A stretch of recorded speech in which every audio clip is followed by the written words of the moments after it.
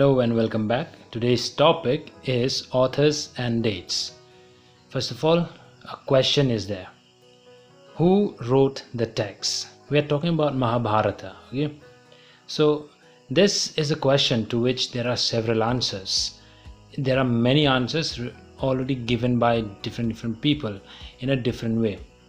But then first question is who wrote this?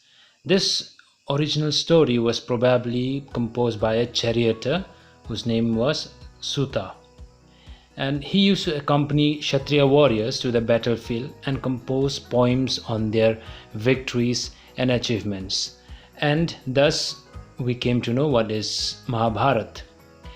These compositions during that time was told or circulated orally. This was a time when the story of the epic revolves around chiefdoms such as the Kurus and the Panchalas. So the storyline is always regarding the king or chiefdoms. Now, did the new king want their history or itihas to be recorded in a systematic way? So during this period, the old social values were often replaced by new norms and are reflected in a new parts of story. Every time we can notice that something is changed. So here also another phase is that between C 200 BCE to 200 CE. This was the period when the worship of Vishnu was growing in importance and Krishna was coming to be identified with Vishnu. But then between 200 and 400 CE, large didactic sections resembling the Manusmriti were added.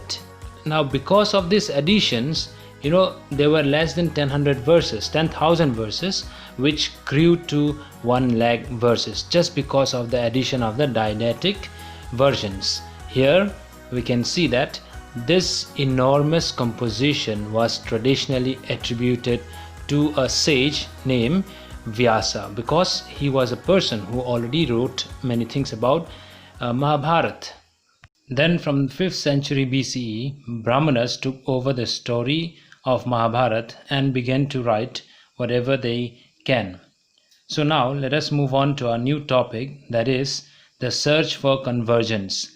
Here we are going to see that in Mahabharata there is a vivid description of different type of settlements, the forests, palaces or villages.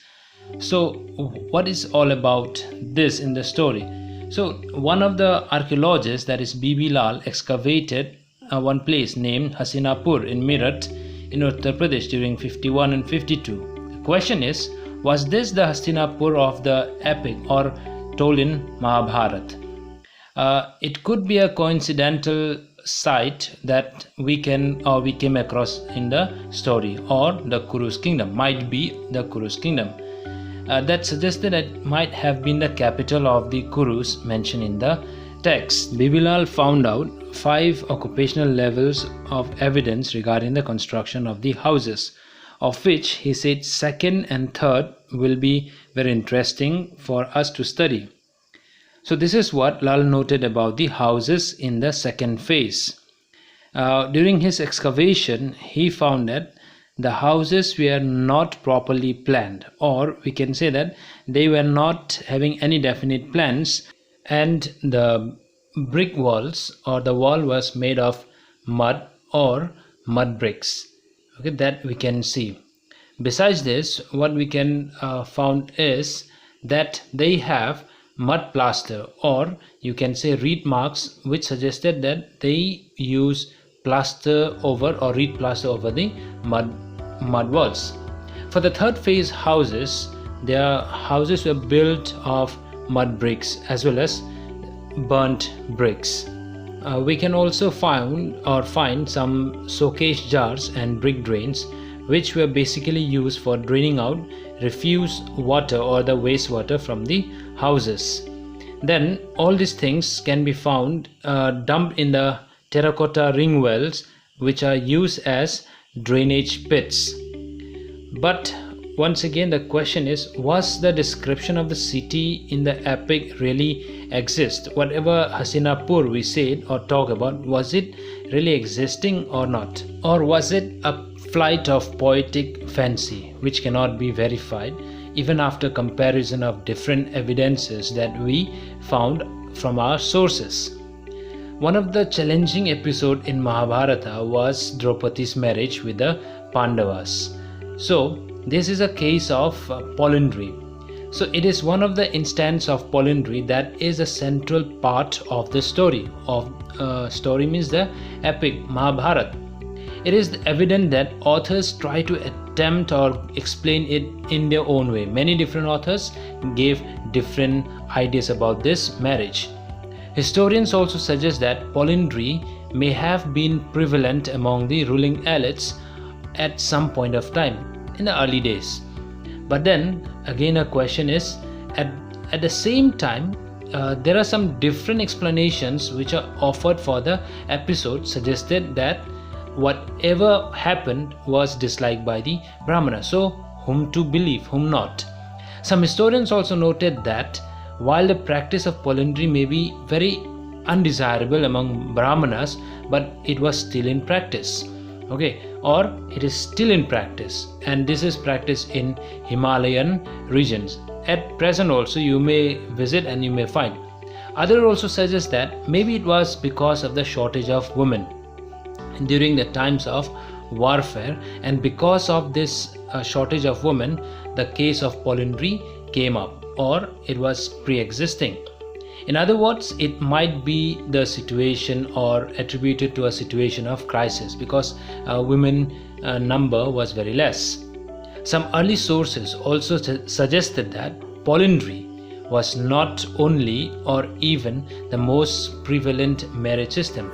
Then why did the authors choose to associate this practice with the central characters of the Mahabharata? Why we are talking about this polyandry system in Mahabharata? Why the authors have written about this?